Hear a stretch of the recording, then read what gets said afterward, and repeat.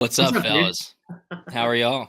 Good, man. Good. Just honored to get the invite. I was hoping and praying after it turned to championship week. I was like, maybe Chris and Tyler will invite me on. It seems like a pretty important week. So thanks, boys. It's the first person I reached out to. Thank you.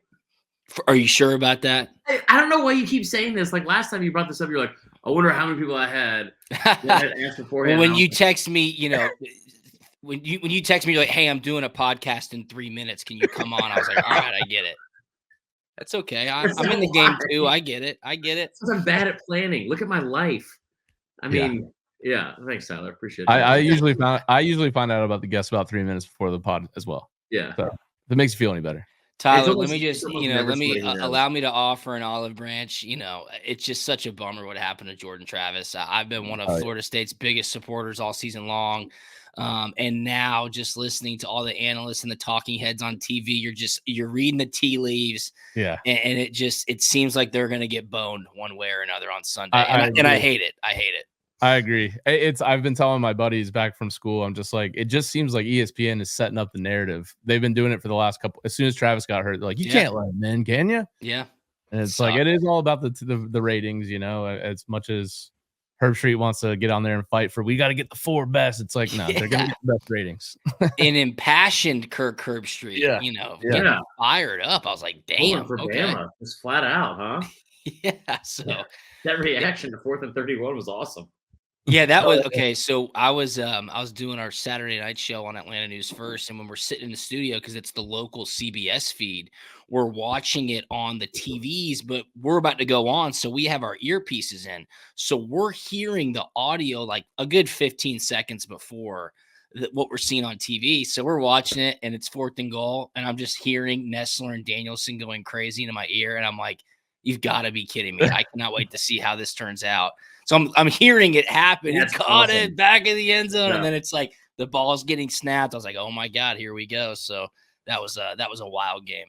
I will say, man, it really is like there's like a few times like a Bama fan that you feel like you can like kind of like really gloat in like a way that's not super douchey, and I think this is like one of those things. It was like really cool because you just don't have those moments you're a Georgia guy, so we've had a couple of those moments against Georgia, but like, well, yeah, you most certainly have. I thought the most telling part of that game, and even the way Auburn played Georgia, is that's the number one reason why they hired Hugh Freeze. Yep. It's because Hugh Freeze has had success against Kirby Smart while he was at Alabama, and of course, he's not afraid of Nick Saban. So you just go to show, without the most talented teams and without the highest expectations, the 2 best games they played all season long were against Georgia and Alabama. Granted, they were both at home, but I think it just shows, if you wanted to take any optimism out of that game, if you're an Auburn fan, I think it gives you a little bit of hope for the future.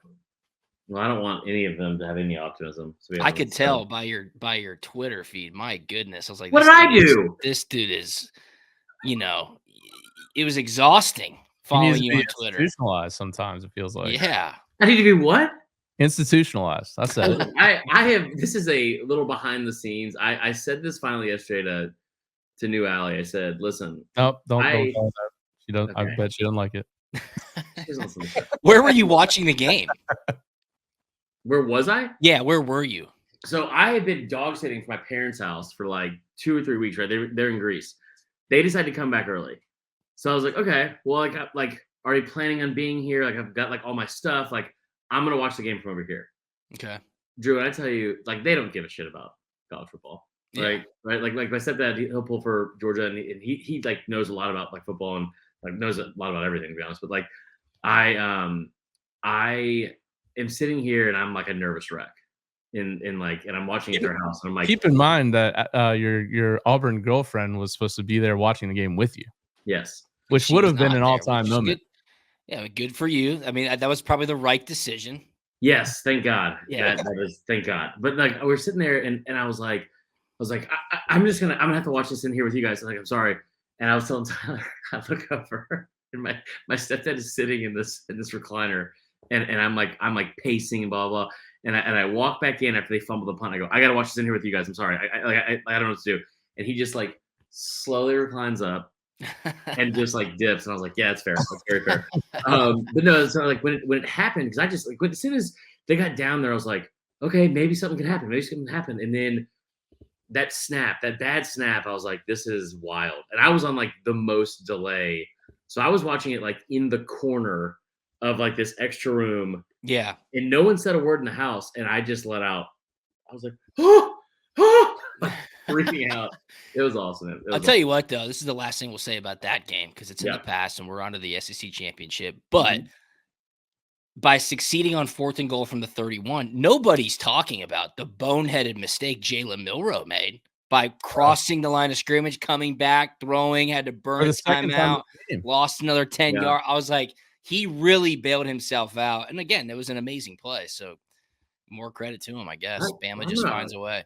I'm going to also tell you right now, and I don't think this is any secret, okay? I think I've been okay for a lot of the times this year. But if Bama beats Georgia this weekend, if you thought the Iron Bowl was insufferable, you need to mute me for. But what would your reasoning be behind that? I mean, by all accounts, Alabama, by far and away, a better team than Auburn. Yeah, you know, like there was so much more to lose in that game. Right. So I mean, to each their own. Like, do your thing, absolutely. Why was I being a dick to Auburn fans? Well, that's expected.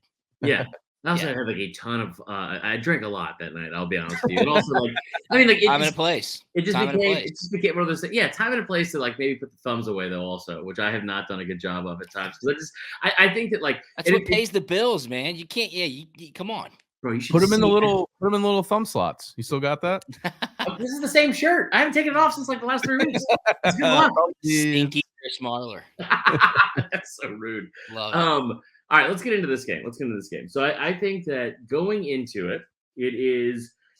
Am I crazy, or does it seem like there's not as much being talked about this week with it, as opposed? It doesn't feel as big as it has been in the past, and I think it's just because Georgia's been on such a run, and maybe it's like, all right, Bama.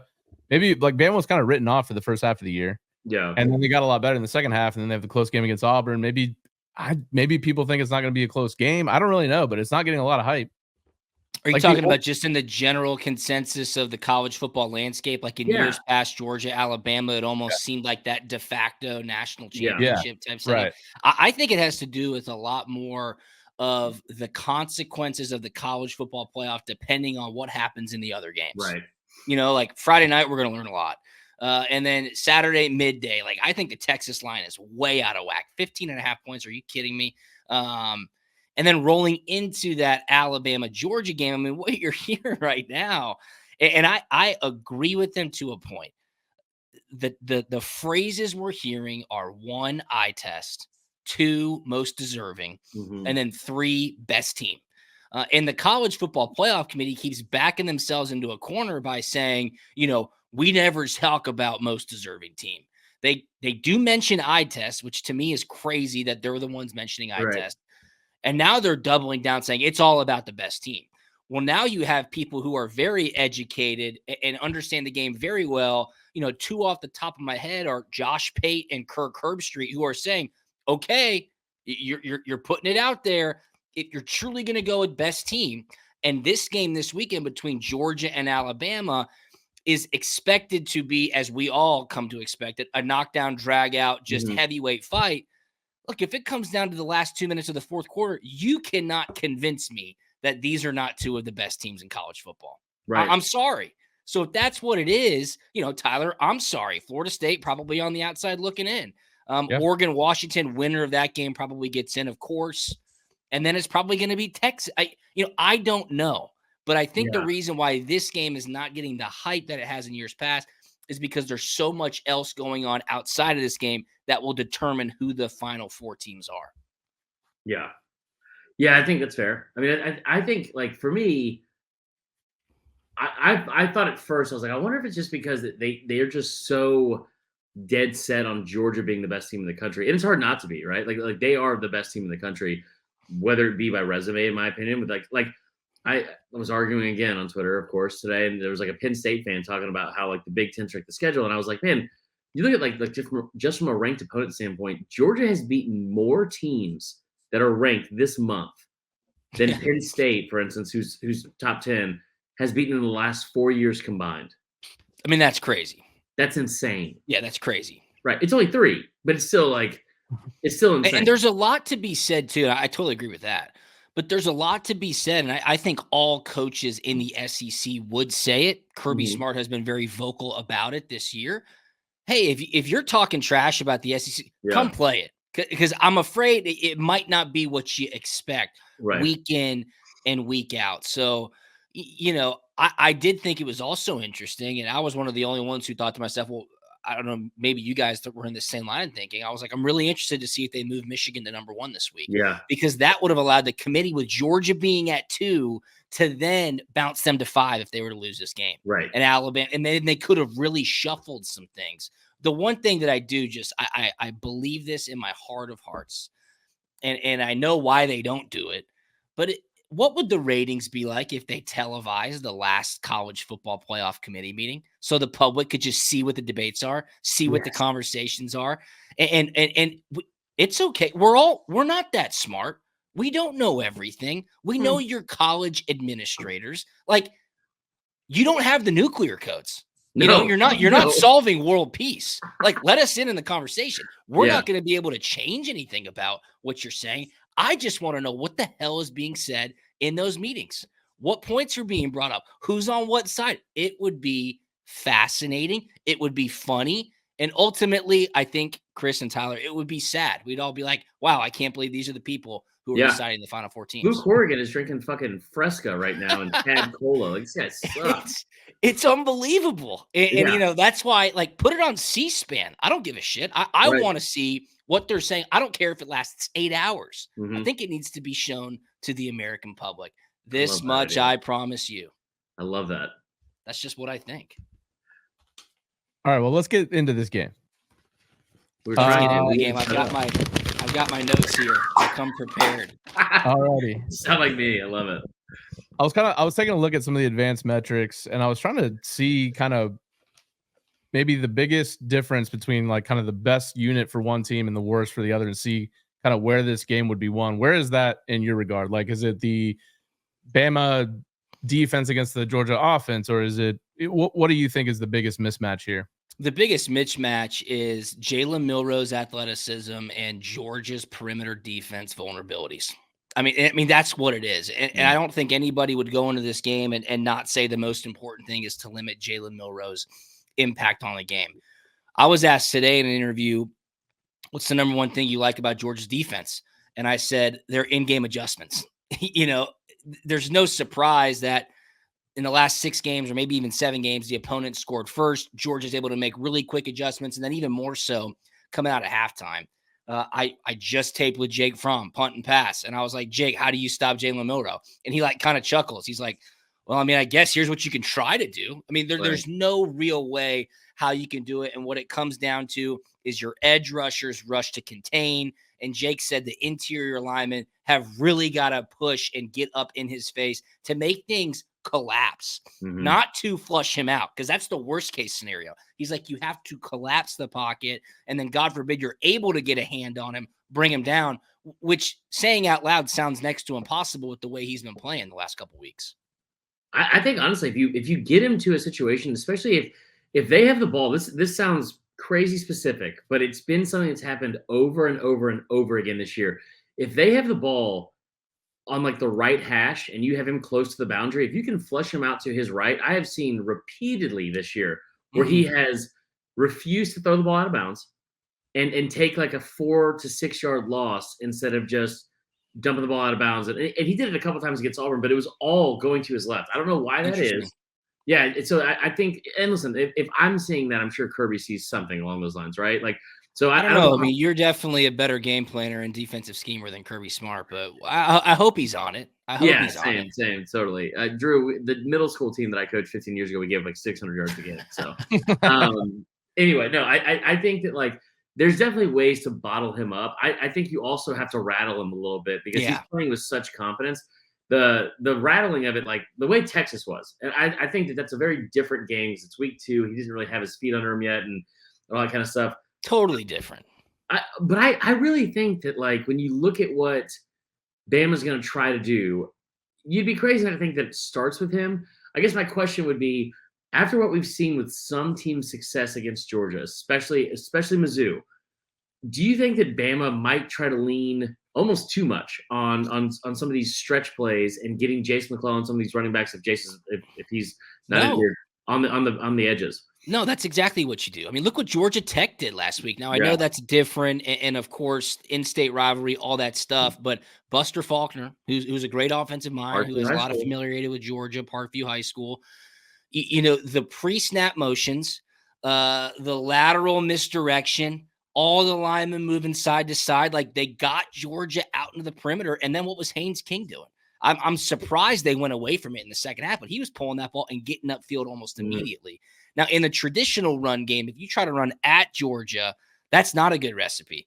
And that was one reason why I thought they would have a lot of success against Ole Miss, is because Quinshon Judkins is a north-south runner, and they like to get upfield quick, and that's not how you beat Georgia. Nick Saban's not going to try to beat Georgia like that. That's exactly what happened in 2021. Bryce Young, he got outside the pocket really quick. It was that short to intermediate pass game, and they came out firing. So, no, you've got to attack Georgia that way. And, of course, Georgia will be ready for it in a sense. Jace McClellan's really come on as of late. But on the flip side, Kendall Milton has been playing the best football of his time at Georgia by a wide margin. So it could very well be one of those classic in the trenches, hand-to-hand combat, run game and defense, SEC championships. And I wouldn't be surprised if it was that way or if it breaks out into a shootout. Yeah, I saw a stat where first half over, Georgia's gone over in 10 of the last 14 and Bama 8 of the last 12. Wow, that's a great stat. I like that stat. I saw, the esteemed Connor O'Gara came out with his Alabama and Atlanta statistics today. And of course, there's something to be said for that. Undefeated in Mercedes-Benz Stadium, 8 straight SEC title wins, which is no small feat. 16-0 in Atlanta since 2008. 12 of those 16 wins coming by double digits. That's awesome. I mean, good for them. It's a new year. I will say that. And the one thing that I found this year that's interesting, and transitive properties in college football don't exactly go apples to apples, but they've had 4 common opponents. And Georgia's point differential is 12.25 points better than Alabama. Yeah. Cumulatively in those 4 games. Well, on average, they both played Ole Miss at home. Georgia beat Ole Miss by 38. Bama beat them by 14. They both played at Auburn. Georgia won by 7. Bama won by 3. That fucking pick 6 at the end, man. Really. I know, right? Georgia played Kentucky at home, beat them by 38. Alabama was at Kentucky, beat them by 28. And then Georgia went to Knoxville, beat Tennessee by 28. Bama played Tennessee at home, beat Tennessee by 14 points. So cumulatively, Georgia's 12.25 points better in their common opponents. So, I mean, take that what you will. I just found that to be interesting. No, I think it's huge. I think that's huge. And Tyler, I don't know if I'm stepping on your question. That like kind of feeds into what I was going to say. I have 2 more questions for a prediction, and like I'll throw the first one out as, how many points do you think Bama has to get to have a chance at beating Georgia? 30. 30. Yeah, I mean that my score prediction right now. We'll just get to it. I think I said 37-28, something like that. Fair. Like right around that number. Yeah. 37. That's just kind of like the general, like high 30s for Georgia, high 20s for Alabama. I think that 30 number is an inflection point for Georgia's defense. That's kind of where it's been historically for Kirby Smart. But man, it's gonna be a great game. And again, like if Alabama shows what they're worth, depending on what else happens, they could be right into the college football playoff. I would not put that past the committee. And I also, there is a scenario where there's no SEC team, but I'd have a really hard time thinking the ESPN and college football playoff powers that be. I have a hard time thinking they would be able to get that one across the finish line. Yeah. Just from a dollars and cents perspective. Yeah. That's why they need to let us into that meeting. I want to know what that's like the best idea, by the way. Yeah, but why not? Make it pay-per-view. I'd pay. I like that. Chris, do we want to just give our predictions as well, or do you want to get one more question? And then so one more question. This is more of like a breakdown thing that I want to get your opinion on. We'll get you out of here, man. I really do. Those of you who don't know, we are recording this late. It's my fault. We ran a little bit late too. Well, as a guy who loves Nick Saban, I've always prescribed 5 minutes early is on time and on time is late. I think Coach Saban would agree with that. And Marler's texting me, hold on. It's like, okay, not like I have anything going on at 10 p.m. on a Wednesday night, but I'm here for you. It's championship. I fired off that text to you, and I thought was hilarious at the time. And then as soon as I hit send, you're like, JK. Obviously, I don't take it that seriously. Yeah. Thank you. Okay, so here's my last like actual in-game like assessment or analysis for like that I want for you. If you're Georgia's offense, because I think that one of the things that's been awesome. I love the fact you brought up Kendall Milton. He has been playing his best football since he stepped on campus there. But if you are Georgia's offense, what are you going to do? Like, and I don't mean one guy, but like, how are you attacking the Bama defense? Well, there's a number of ways to attack. First off, Brock Bowers, he's going to play. He's going to be healthy. You've got to rely on him and scheme ways to get him the football. But the biggest difference for Georgia in this game, and it rings true for every single one of these matchups, and this was an area which they struggled with early on in the season. They have got to score touchdowns when they get in the red zone. Yeah. If you kick field goals in the red zone against Alabama, it is a recipe for disaster. Right. And if you kick field goals against Alabama when you're in the red zone and you're getting 3 points instead of 7, and then maybe late in the game you end up missing one of those field goals, that's when the Alabama Sharks start circling the water and everybody in the stands sits there and goes, oh, shit. And then, of course, Nick Saban and the Crimson Tide walk out with a victory. So you've got to put them away when you have the opportunity to. Is that just relying on Kendall Milton, who's been running extremely mean? And I love to see that physicality. It could be, because he's been getting in the end zone. That's huge. Could it be Brock Bowers? Could it be Ladd McConkey?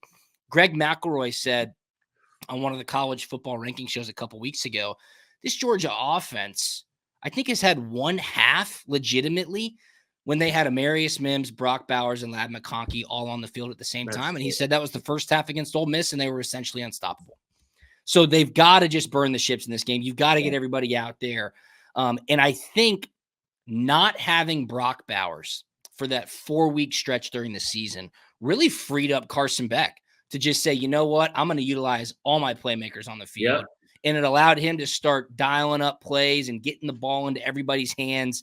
And he really progressed and was extremely efficient throughout that time. So spread the love, I guess, would be my 2 cents. Don't just key in on one guy. Obviously, you'd lean towards Brock Bowers. But all in all, you got to score touchdowns in the red zone. You cannot settle for 3. You got to take 7 against Bama, or else they will just hang around and find a way. Oh, well, all right. I appreciate you joining us, man, for real. It always is a pleasure. You just bummed him out, man. You did. Well, also because he kept saying spread the love, and for some reason, offensive orgy came into my mind, and that kind of ruined my night. That's weird, but yeah, totally. No, man, I don't think you're far off. I honestly, from a betting standpoint too, I was going to tell you, like, I think this is what I did for the national championship game. I think Stetson's was like his numbers were like over 1.5 passing touchdowns. I think Carson will have that.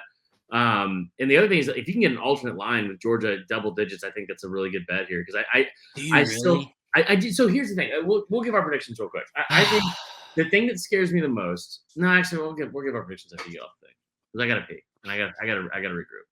You want me to give my prediction? You already did. Yeah, I did. Yeah, we'll give ours afterwards. I gotta regroup. I'll text you what mine is though.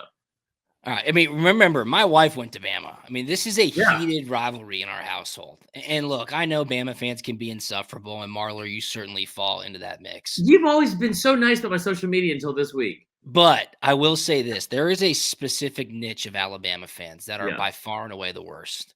And they are female Alabama football fans, specifically that started their fandom in the mid to late 2000s when Coach Saban got there. My wife is in that category. So when people say, how can you say that? It's because I've been married to one for 10 years. Okay. They're crazy. Their expectations are sky high. They expect to win every game by 50 points. If a play's not a first down, they're not happy. If I change the channel, she's like, why are you changing the channel? I'm like, it's because it's a commercial. She's like, we might miss a play. I'm like, I think we'll be okay. So I got to go into this game and just hope we can get out of there with the win in Atlanta because that has not happened. No. Right? So got the big monkey off the back with the national championship.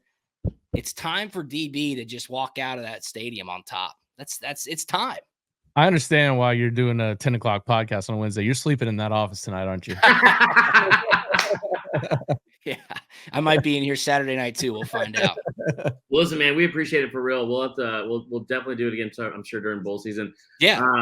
But also, I'm going to be in Atlanta starting tomorrow. So let's get a beer and stuff like that. We'll definitely chill. That would be great. That was kind of stupid. That would be awesome. Let's chill, bro. Let's chill, bro. Cheers, boys. Appreciate you guys. And go Dogs. Let's have fun this weekend. No. Let's come on. Red wine? Yeah. Yeah. What are you drinking? Little Malbec. It's yes. Late. I gotta go to bed. There you go. Love it. Love it. All right, dude. We appreciate it. Y'all make sure you go check out the Punt and Pass podcast. So waiting on my hat. I better get one while I'm there this week. I got you. We'll get at you soon, man. All right. Cheers, guys. See you. See ya. He's the best. That was awesome. Put the thing back up there, though. I got to pee. All right. You go. I'm going to start breaking down my prediction here. I've actually got a pretty similar prediction to Drew. Not quite as high scoring for either one. But I just look at the thing that I think separates Georgia here is kind of their performance and what you would say maybe key situations. They are fifth in finishing drives. So Drew mentioned that you got to finish with touchdowns. They're fifth in the country in points per opportunity in the red zone. Love that for them. Third down conversions, which is obviously a key down. They're number one in the country. And on defense, they're number 3 in the country in stopping third downs. So I just think they're third in success rate. So they can move the ball down the field. I mean, one of their weaknesses on offense is they're not too explosive, but they've been able to get it done without that. And Bama's 105th in stopping explosive plays, so they may be able to hit some here too. So my official prediction is going to be 35-24, Georgia. I think that's a good pick. That was the hair. Awful? Cool. All right. Here's the thing, Tyler. So most of the show on this game, I think people kind of expected that. I have tried to put myself in a position to work myself up into a frenzy. I wanted this to be like a fun strap up your chin strap. Put on your strap on. It's time for ding dong time. Let's go, roll tide, or however the saying goes. I wanted this to be a situation where, and I even ran it by in my head where I was like, at 4:00 on Saturday, you got to fucking tee up that football and line up and play Alabama. But every time I said it, even to myself, I just kept thinking like, God, you got to play Georgia. And so here's what I actually think is going to happen in that game. I think that Bama's going to surprise people early. I think that like one of the things that Drew said, like they've scored, their opponent scored first. Georgia has in like 6 of the last 7 or whatever it is. Tennessee scored on first in the last 3 years in a row. I think Ole Miss came back and scored like at least tied it up early. Their opponent has scored first in a lot of their games, and I think that's good for Bama to get confidence. So I wouldn't be surprised if that happens early. I wouldn't be surprised if the first half is close, because a lot of the first halves that Georgia's played this year, even dating to South Carolina, not just Mizzou, South Carolina, like those games have been a lot closer than I think Georgia fans have anticipated. When I look at this game, what scares me is I think that Georgia can get away with at least 1 turnover and be fine. I don't know if that's the case for Bama, because this offense for Georgia is so lethal and so good, and they're operating so efficiently, especially when healthy, which I think they will be for this, that I just don't know where you stop. I love Kool-Aid McKinstry. I think he's awesome. I don't think that whoever he's lined up against, I think is going to have a very quiet day. Terrion Arnold, I think, is probably the most underrated defensive player at any position in the entire country. He has been incredible all year. I think that the thing that I heard from Clint Lamb, friend of the podcast, said earlier this week was like, maybe you just take your chances and you try to line up a physical freak with another physical freak and just shadow Brock Bowers with Caleb Downs. And I that excites me, because maybe that's something. Maybe the only thing I can even think of like we're like comparing that to is in that 2012 national championship when Notre Dame had some like first round tight end, all world kid, and they put Bama's best defensive back, D. Milroe, on the entire game. And maybe that's what happens. But still leaves the chance that you can't stop the run. You can't stop Kendall Milton. You can't stop Dejon Edwards. How do you stop Oscar Delp? We haven't even talked about Dylan Bell, Ra Thomas. I think that Bama's going to be able to score some points. I think that you have to get this game late in the fourth. But what I truly believe, and I don't feel like this is an emotional hedge, what I truly believe is that I think this Bama team is better than people ever thought they were going to be. And I am proud as fuck to have watched this team from the start of the season to the end of the season. But I do think this is the end of the season for Bama. And I think that they're going to get into year 6 game, and that's all fine. And I'm gonna cheer as loud as fucking possible, and admittedly be insufferable if they somehow pull this upset. But Georgia has too much on both sides of the ball, I think, for 60 minutes against them. And what scares me the most about this game isn't worrying about Bama losing, because I do think they're going to lose. What scares me the most about this is if it gets late and Kirby wants to prove a point and show the entire fucking country, hey, this monkey, you guys thought it wasn't off my back, because I've heard some of the rumors and murmurs and all that kind of shit. Like after 2021 in Indy, if you didn't think it was off my back now, watch this. And that 7-10 point lead that I think they win by turns into 17. And I like Georgia to win. I think they win 34-23. And I think it's a really good game. But that's what I think is going to happen. I just think that Georgia is too good. I just think they're too good. And I think that this is going to be a game, like you heard about even some of the stuff coming out from practice, man. They know what's at stake, and they know what they're capable of doing. And if there's one thing that Georgia has done the best of any program in the country, besides distributing the football, man, when those fucking lights come on, when the brightest of lights come on, they show out. And I think that's what they'll do this Saturday, sadly. Yeah, I totally agree with that. All right, let's go back to Friday.